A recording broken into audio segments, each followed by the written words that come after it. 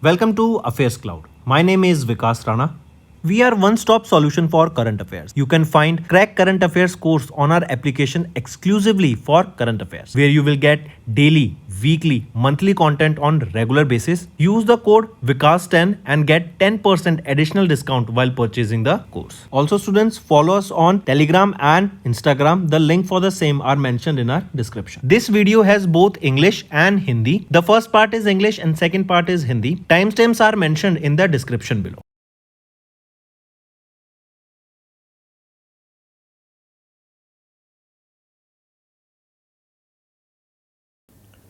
Hello everyone, how are you all? I hope you are all good.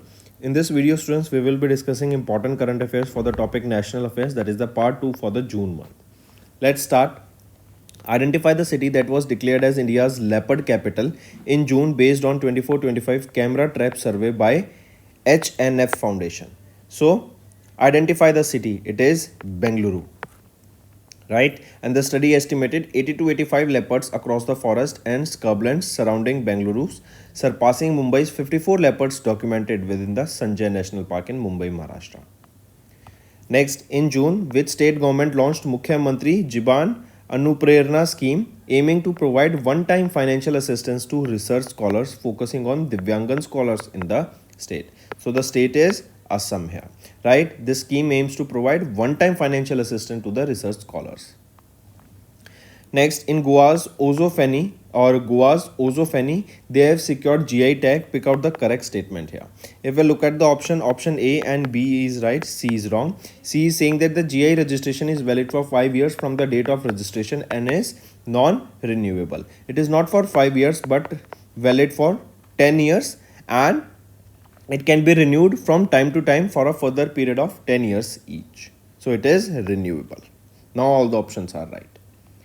Next, identify the initiative that was recently launched by Union Minister for Home Affairs Amit Shah to promote the use of Indian languages in the official work and reduce administrative dependence on foreign languages. So the right option here is Bharatiya Bhasha Anubhag. Right, this is the initiative that has been launched by our Home Minister. And this BBA, that is Bharatiya Bhasha Anubhag, collaborates with Pune, Maharashtra based CDAC under the Ministry of Information and Technology to implement the Universal Translation System. Next, which of the following are the official languages of the Union Territory of Ladakh as per the Ladakh Official Language Resolution promulgated by the President of India Draupadi Murmu Ma'am in June 2025. So, which of the following are the official languages of the Union Territory of Ladakh? All of them, students, right? Hindi, Urdu, Bhoti, Purgi, English, all of them are the official languages of Ladakh. Next, Ambassador of Finland to India, Kimmo Lahadrivita, announced the honorary consulate of Finland in Ahmedabad, Gujarat in June to strengthen the bilateral ties between Finland and India. This new consulate aims to strengthen the diplomatic and commerce ties between Finland and Gujarat, India, to support finance or to support Finnish, that is the companies of Finland, in expanding their operation and investment in Gujarat. Next, where will India's first e-waste, that is electronic waste eco park, will be set up with a capital investment of 150 crore rupees and an operational budget of over 30 to 325 crore rupees. It is in Delhi, right? India's first e-waste plant. Next, name the decommissioned INS that will be transformed into the first underwater museum and artificial coral reef in Maharashtra, as announced by the Chief Minister of Maharashtra, Devendra Fadnavis. So, name that decommissioned Indian naval ship. It is INS Guldar. Next is where did Indian Navy and United Kingdom's Carrier Strike Group conducted the PESEX exercise in June 2025. It is North Arabian Sea. This two-day drill held from 9 to 10th of June aimed at enhancing the operational coordination and interoperability between the two naval forces. Right? Next, India, serving as the Vice President, participated in the second session of the Council meeting of DASH, that is for the International Organization for Maritime Aid to Navigation. So, this is an intergovernmental organization that is responsible for marine aid to navigation.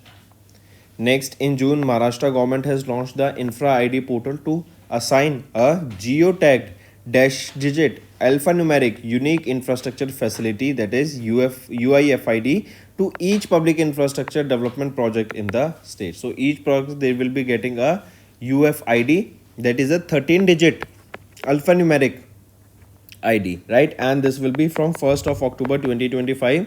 The initiative will be extended to all the districts and departments in Maharashtra. And the deadline here is that by March 31, 2026, all the registered infrastructure projects should be created and they should have this ID. Correct? So projects between 2020 to 2025, they must have these IDs. Next, the Fast Track Punjab portal was launched in June by Punjab's Chief Minister Bhagwant Singh Mann and Aam Aadmi Party National Convener Arvind Kejriwal ji. What does the portal guarantee within 45 working days for new ventures, expansion and industrial projects? It is for business approval, right? So the business approval will be provided now within 15 days, that used to take earlier 45 days, right? Take a note of it. Next, which state government launched a single web-based E-Nagarpalika 2.0 scheme, making it the first state in India to bring the state's all urban local bodies under a single platform? It is Madhya Pradesh. Correct? E-Nagarpalika 2.0 scheme, making Madhya Pradesh the first state in India to bring the state's urban local bodies under a single platform. Next, which company established India's first agri-drone indigenization facility, inaugurated by Union Minister of State for Rural Development Kamlesh Paswan in June 2025 in Chennai, Tamil Nadu? It is Garuda Aerospace Private Limited. Next, in June, which state government launched a new welfare scheme named Taliki Vandanam, offering an annual financial assistance of 15,000 rupees per school-going child, directly credited to the mother's Aadhaar-linked bank account via direct benefit transfer? So, which state government launched this new welfare scheme? It was launched by Andhra Pradesh, right? This scheme offers an annual assistance of 15,000 rupees per school-going child directly to the mother's Aadhaar-linked bank account, with no limit on the number of children eligible per household. Next, name the institute that was designated as Category A Rinderpest Holding Facility by World Organization for Animal Health and Food and Agriculture Organization of UN during the 92nd General Session of WOAH held in May 2025. So, name that institute. It is National Institute of High Security Animal Disease. Next, the University of Aberdeen became the first Scottish university to receive the approval for setting up a branch campus in India. Where did it get the approval to set up their campus? So this University of Aberdeen. Where it will be setting up its campus? It will be in Navi Mumbai. Next, name the bank that launched India's first cyber security operation, that is operation center, that is Sahakar Suraksha. It was in Vashi, Navi Mumbai in Maharashtra. So, which is that bank that has launched this first cyber security operation center? Sahakar Suraksha. It is Maharashtra State Cooperative Bank. Next, identify the state that declared 2025 to 2035 as the decade of hydropower to harness 58,000 megawatts of electricity and promote industrial growth, employment and youth self-reliance. It is Arunachal Pradesh. Right? This is the state that declared 2025 to 2035 as the decade of hydropower. Next, where was India's largest Gati Shakti multi-modal cargo terminal inaugurated by Union Minister Ashwini Vaishnav? It is in the Manesar plant of Haryana. Next, Union Minister for Environment, Forest and Climate Change Bhupendra Yadav, he presided over the first assembly of the International Big Cat Alliance in Delhi. Which of the following country was not part of the ministerial delegation that attended this IBCA apex body meeting? Among the following, Nepal is the country that did not take part in this ministerial delegation meeting. Next, the inaugural edition of the Joint Special Force Exercise Tiger Claw, conducted from 26th of May to 10th of June between Indian Air Force and the United States Air Force, concluded at where? They concluded in Uttar Pradesh. Next is Ministry of Agriculture and Farmers Welfare. They have planned to launch CROPIC, CROPIC, that is an AI-based crop monitoring initiative. Under which of the following government scheme it has been launched? It has been launched under which scheme? The name of the scheme is being asked here. It is Pradhan Mantri Fasal Bima Yojana. So these are your important current affairs, students. Now let's move to the revision part for better learning. What was India's external debt at the end of December 2024 as reported in the India's quarterly external debt report released by the Ministry of Finance? So we are talking about India's external debt. How much it was? It was $717.9 billion. Correct? And the valuation here, it is affected due to the appreciation of the US dollar that we just saw. Next, according to the April 2025 report by Moody's rating on emerging market, what is the projected growth of India's GDP for FY26? So Moody, they are projecting India will be growing by 6.5% in FY26. Next, which state's forest department in India released the synchronized vulture survey 2025, that is talking about the vulture population across the part of southern India, and it is saying that there has been a growth.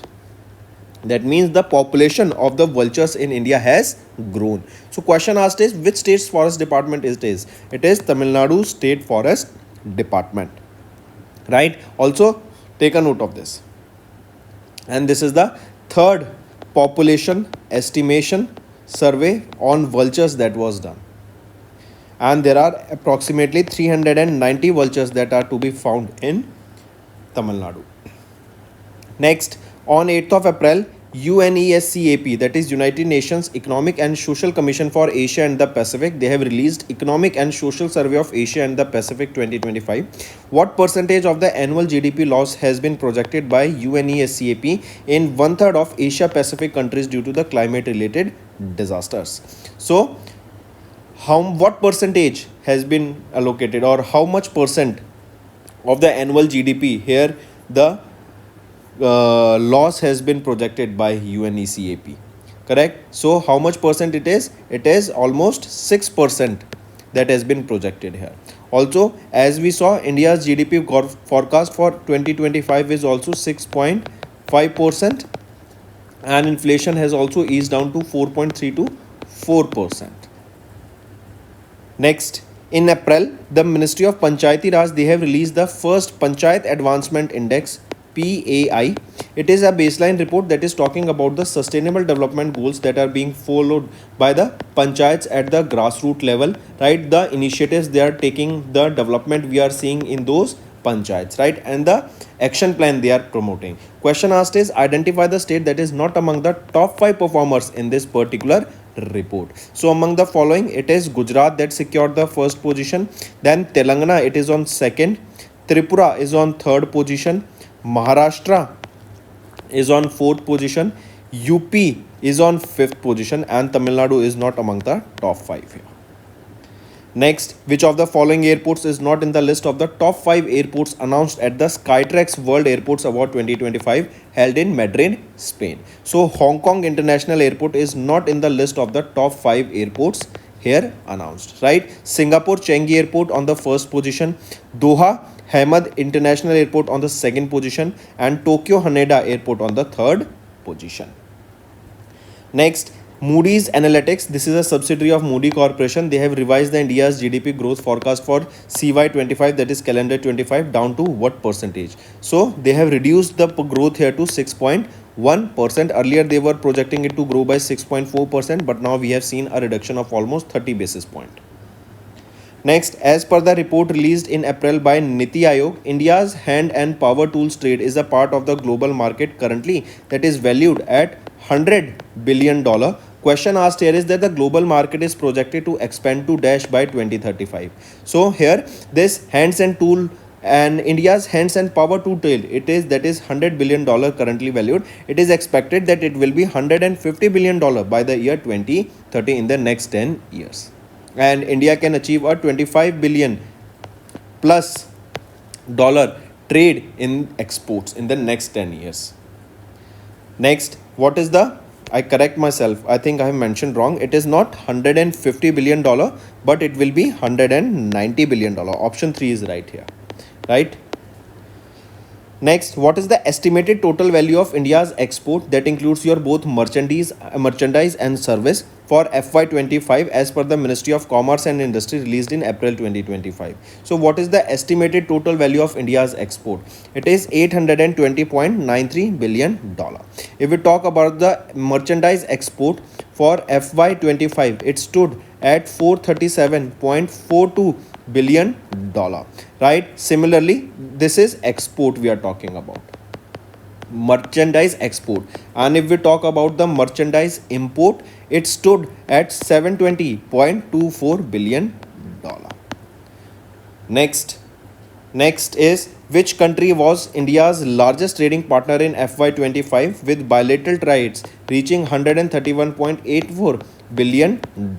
So which is this country? It is United States of America, USA, right? And China was on the second position with $127.7 billion, while UAE, we are at $100.5 billion, right? This amount, right, this is the bilateral trade amount, right? That means both import and export.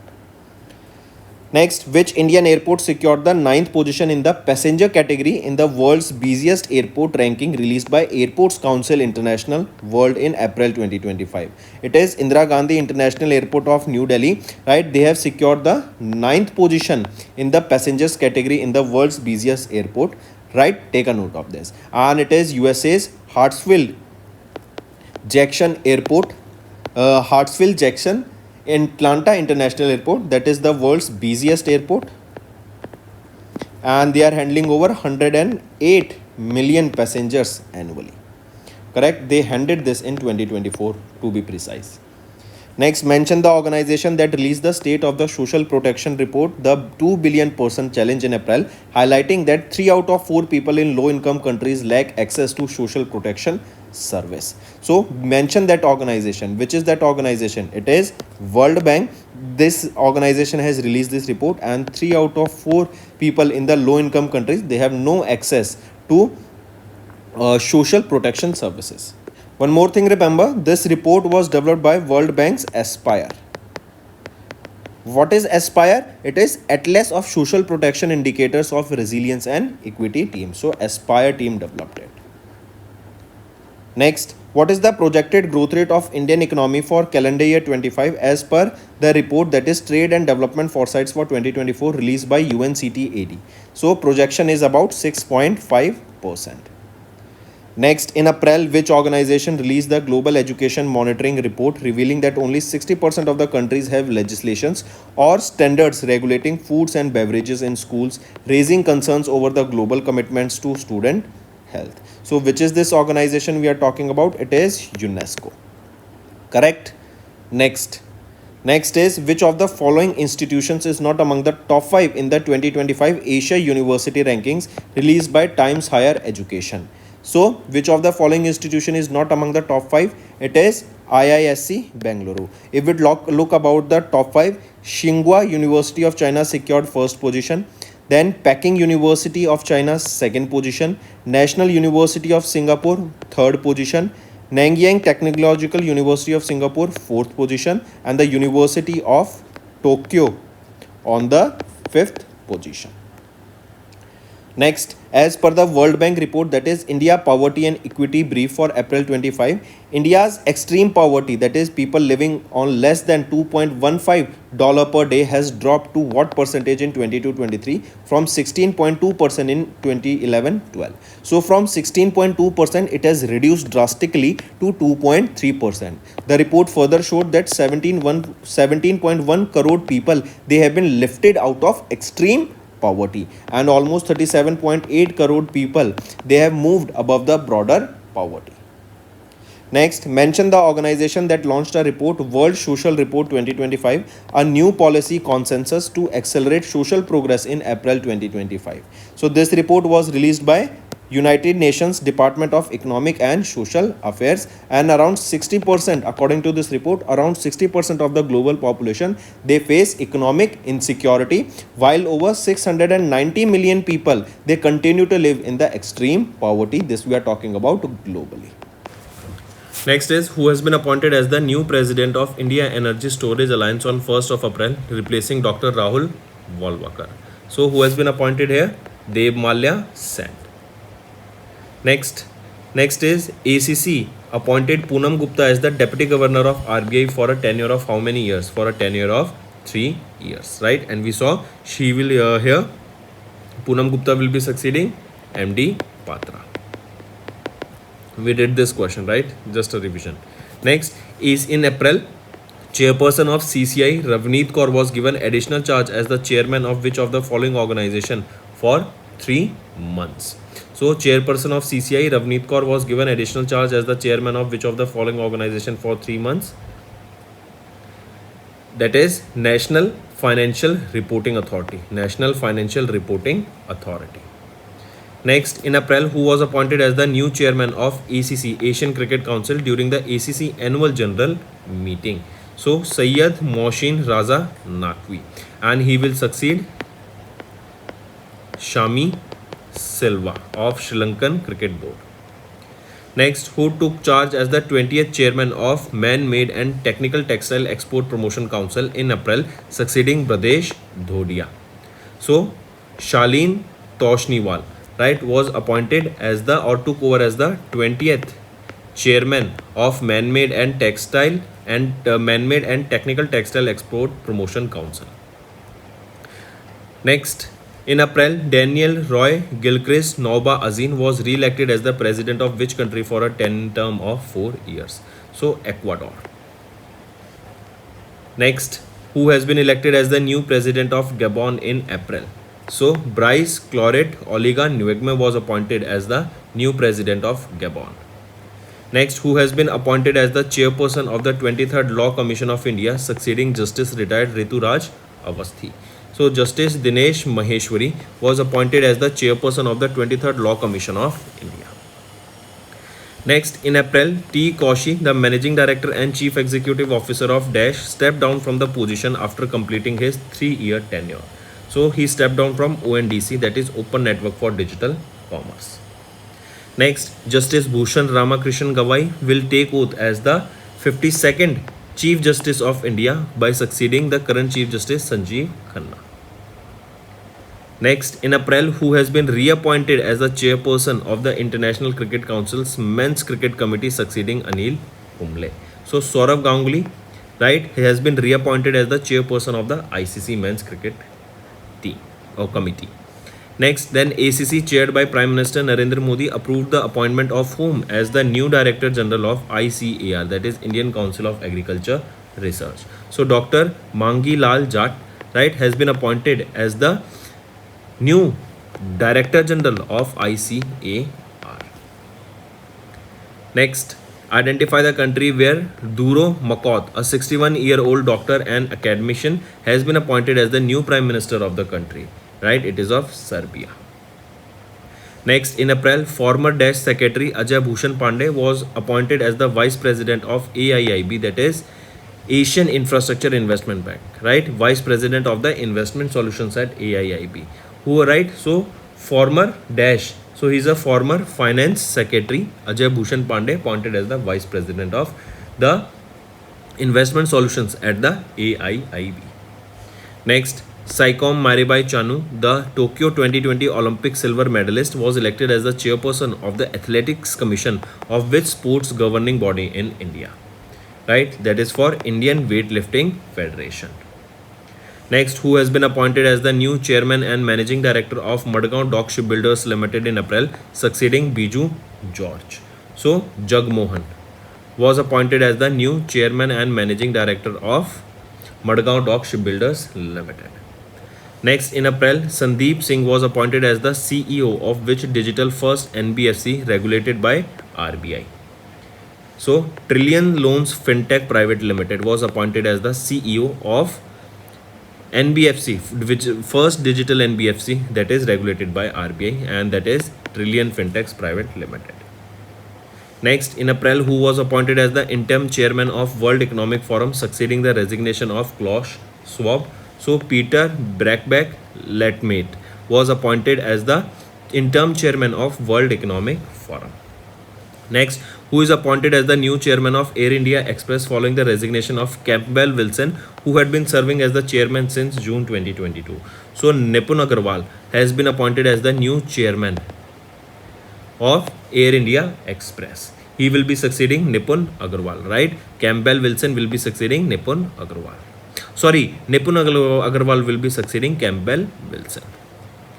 Next, in April, ACC approved the reappointment of T. Ravi Shankar as the Deputy Governor of RBI. What is the duration of the extension granted to him? The extension here is for 1 year. Next, who among the following Indian industrialist was inducted into the World Bank's Group Private Sector Investment Lab in April to support private sector growth and job creation in developing countries? So, Sunil Bharti Mittal. Next, in April, ACC made a major senior level key bureaucratic change across ministries and departments. Senior bureaucrat Bhavnesh Kumar has been appointed as the CEO of Dash, with Keshav Kumar Pathak being named as the additional secretary in the cabinet secretariat. So here, senior bureaucrat Bhavnesh Kumar has been appointed as the chief executive officer of UIDAI, that is Unique Identification Authority of India, and Keshav Kumar Pathak appointed as the additional secretary in the cabinet secretariat. Next, ACC appointed whom as the chairman and managing director of REC Limited, formerly known as Rural Electrification Corporation Limited under the Ministry of Power. So, Jitendra Srivastav has been appointed as the chairman and managing director of REC Limited. He will be succeeding Vivek Kumar Devangan. Next, which organization assumed the lead role of the International Charter Space and Major Disasters, placing it at the strategic center of coordinating global disaster response efforts using space-based assets in April 2025? It is ISRO, Indian Space Research Organization. Next, Reliance Industries Limited has appointed Dash as an executive director and has become the first Indian company to surpass Dash in total equity. So, has appointed Anant Ambani as the executive director, who was earlier the non-executive director, and now he became the executive director. And here Reliance Industries Limited became the first company to surpass 10 lakh crore rupees.